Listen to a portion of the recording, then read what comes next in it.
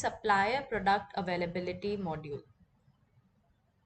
We'll first navigate to the item list, wherein we'll create a new item.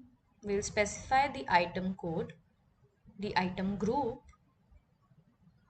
and we'll head on to the full form to add other necessary details.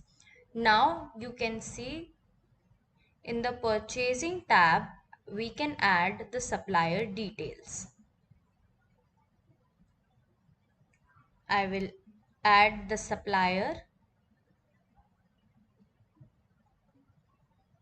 and I'll also add the valuation rate and I'll save this. From here, I'll publish this item on my website. Now I'll navigate to supplier list and in the supplier, I'll link a user for this particular supplier so that they have the portal access.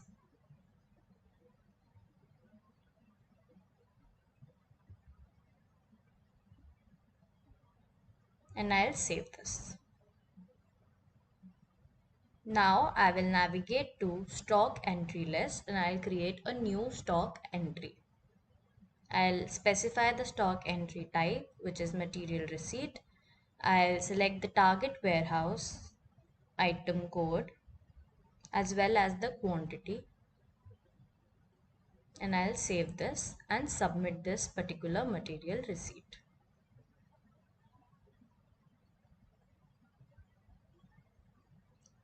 Now I will log out and log in from that particular supplier's account. Now this is the supplier portal from wherein we can see the supplier assigned items in stock.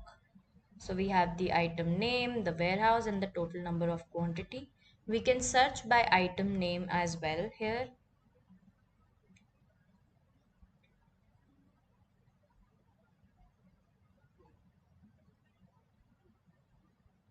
Or we can also view this warehouse wise by selecting the warehouse.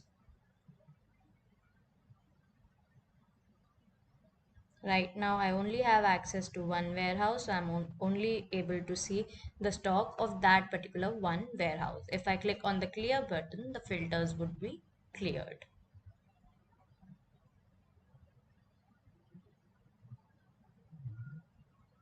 If there are n number of lines and I have to navigate to different pages, so we have the previous and the next button to navigate to the same.